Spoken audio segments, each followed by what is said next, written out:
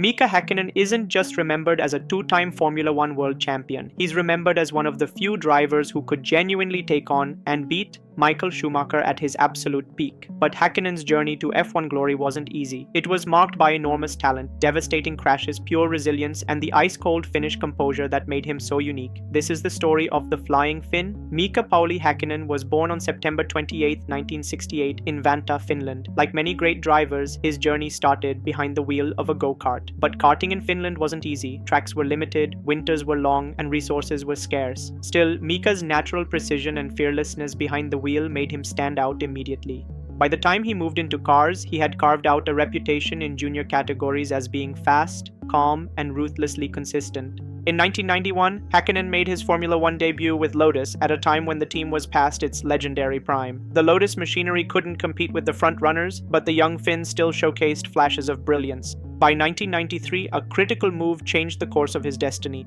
He signed as a test driver for McLaren. That same year, he got the call up to replace Michael Andretti mid-season. At his very first race for McLaren at Estoril in Portugal, Häkkinen did the unthinkable. He outqualified his teammate Ayrton Senna. That earned him respect overnight and showed McLaren they had a real star on their hands. The early McLaren years, however, were frustrating. Without a competitive engine, Häkkinen spent several seasons in cars that couldn't challenge for wins. But he remained loyal. Then came the darkest moment of his career. At the 1995 Australian Grand Prix in Adelaide, Häkkinen suffered a horrific crash during qualifying. His car slammed into the wall at over 200 kilometers per hour. He wasn't breathing when marshals reached him, and an emergency tracheotomy at the trackside literally saved his life. Many thought he might never race again. But Häkkinen wasn't done. He fought his way back, returning to Formula One in 1996.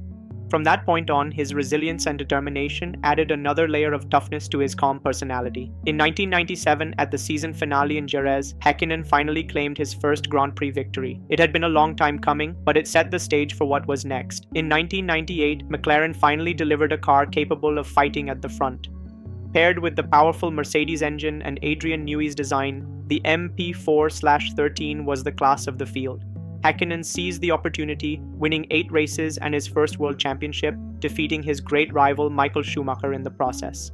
The following year, in 1999, he repeated the feat, this time under pressure. Ferrari were stronger, Irvine was in the mix, and mistakes cost Häkkinen valuable points. But his consistency and nerve carried him through, sealing back-to-back world championships. At that point, Häkkinen had cemented his legacy as one of the very best. What made Häkkinen so admired wasn't just his titles, it was the way he went head-to-head with Michael Schumacher. Schumacher was relentless, aggressive, and often intimidating. Häkkinen was his perfect foil, calm, calculating, but just as quick. One of their most famous moments came at the 2000 Belgian Grand Prix. Chasing Schumacher at Spa, Häkkinen pulled off one of Formula One's greatest overtakes, using a backmarker to pass the German at full speed down Kemmel Straight. It was daring, intelligent, and pure Häkkinen. Even Schumacher admitted afterwards, it was fair racing at the very highest level. By the early 2000s, however, Ferrari and Schumacher began their era of absolute dominance. Häkkinen still produced stunning drives, but luck and reliability often went against him. By 2001, mentally and physically drained, Häkkinen announced a sabbatical from the sport. Many hoped he would return, but it quietly became a permanent retirement. After a decade at McLaren, 20 wins, and 2 world titles, the Flying Finn stepped away. After leaving F1, Häkkinen continued to race in the DTM Touring Car Championship, showing flashes of brilliance but never quite matching his Formula One dominance.